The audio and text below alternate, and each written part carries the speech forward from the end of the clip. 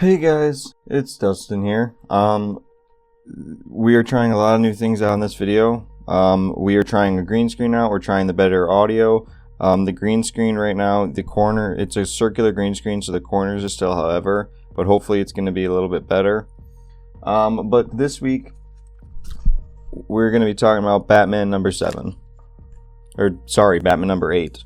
We're finally starting to get more into the, what's it called? The actual, story. I think what they're trying to do is they're trying to, basically bring Batman back to basics, because they keep, I'm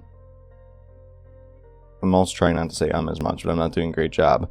They keep bringing in, aspects to basically make it so Batman is starting from scratch. So this issue is very heavily focused on the problem with Vandal Savage, because Vandal Savage has become commissioner, Poison Ivy is mayor, and Batman looks like he's in a lot of trouble. So, as per usual, any of the specific images I'm talking about will be on screen. But really, let's just get into this. I'm going to put this up here so that way I can see what's going on. So it starts off in the lower Gotham. Vandal Savage is walking into City Hall. It's actually starting in 3 different areas. Hence the story title, 3 Old Men, 1 Gotham, I think it's called. I'm not sure who the first guy is, but he's basically like everything's changing. Then you get Vandal Savage walking into City Hall, and I don't know how to say it, Bovox, Water Street. Alan Scott is walking. Now there's a reason, which I'll get into a little bit later, of why Alan Scott's in this issue. If you don't know who Alan Scott is, he is the Green Lantern. Basically, he's in the back alley and he's about to get mugged. So Alan Scott basically is in the process of getting mugged. At the same time, Vandal Savage is walking in, and the other old man, I really don't know his name, is on the train and he sees a kid there.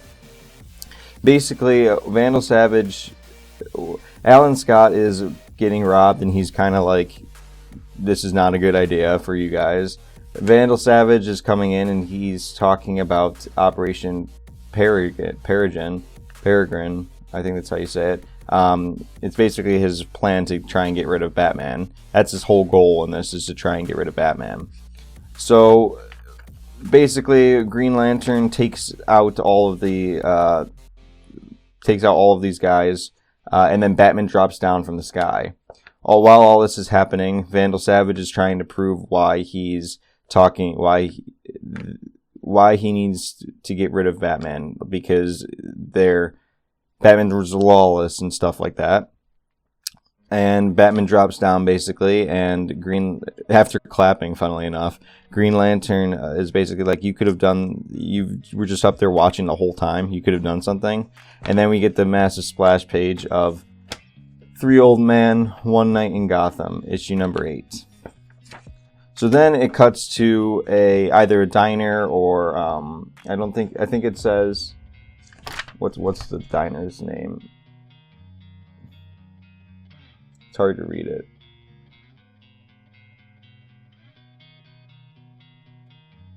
Yeah, but basically they're in a diner. And Alan Scott's basically like, why are you here? And then he calls Batman a strange young man. And then Batman's like, what, because I like coffee? And he's like, so Batman likes coffee, tell the world. And then he's like, Alan, I'm not trying to be difficult. I know I can be arrogant, manipulative, difficult, aloof. Opaque is what Alan says. And Batman's like, this is me trying. And then he's like, why this? I'll tell you. He wants the folks of the neighborhood to basically know that they're not forgotten. Now, really, and then it shows like a flashback of them all being tied up from Green Lantern. And then he's basically talks about what his problem is. That he wants everyone to see that he's not going anywhere because of what's about to happen.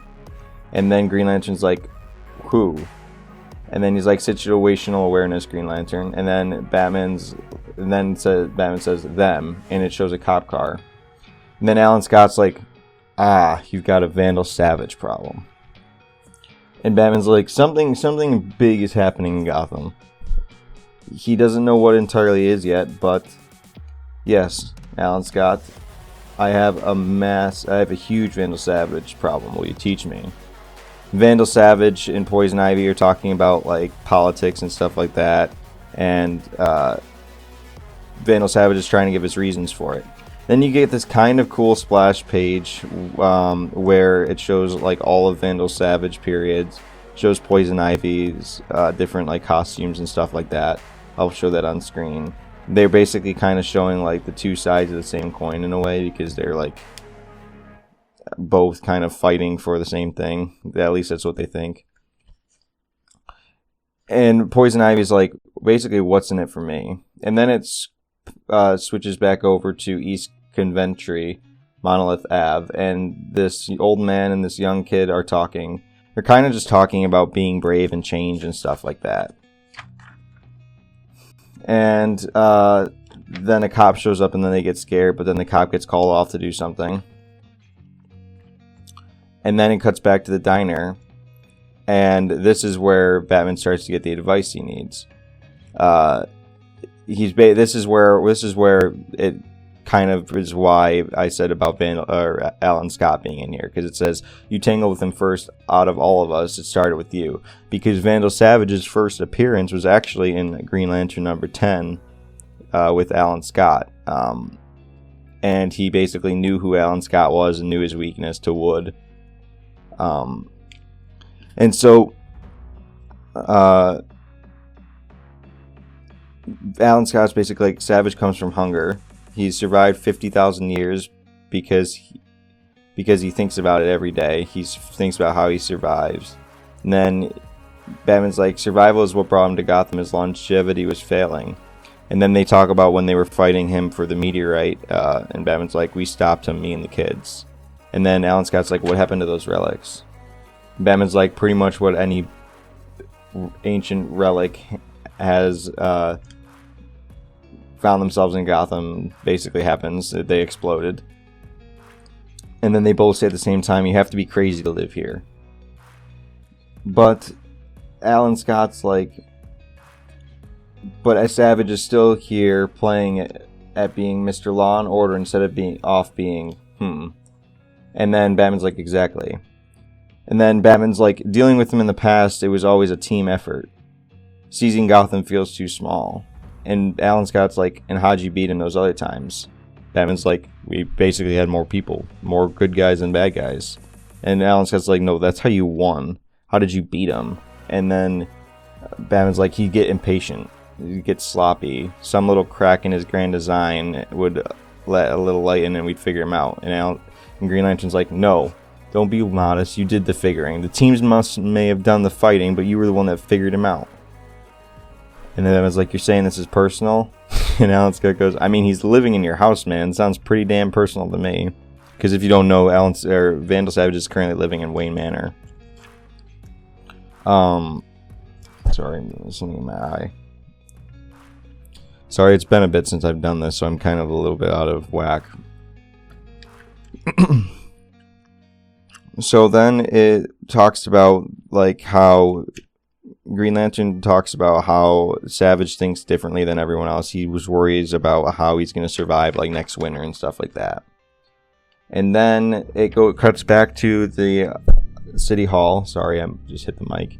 Cuts back to City Hall, and it shows Poison Ivy signing off on the document to basically make Batman a target. It says that all Batman, the elimination, apprehension, and or elimination of Batman and all associated criminals immediately, basically to capture them or kill them.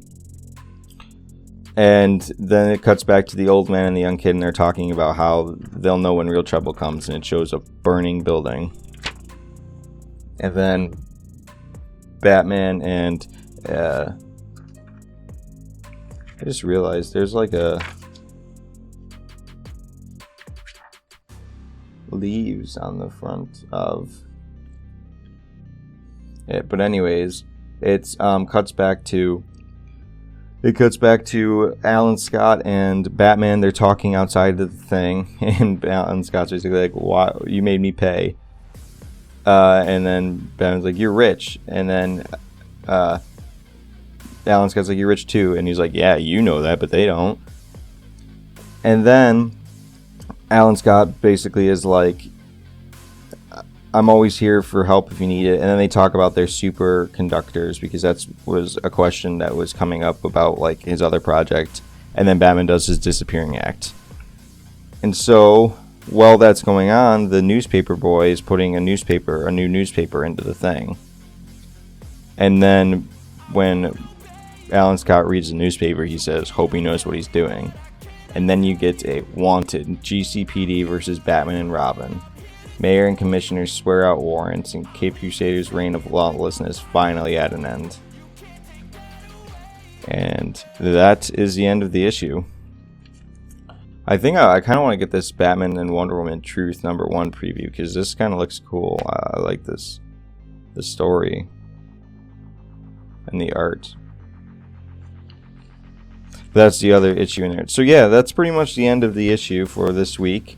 I hope you guys have enjoyed. And without further ado, make sure to like, subscribe, and I'll see you guys next time. Bye.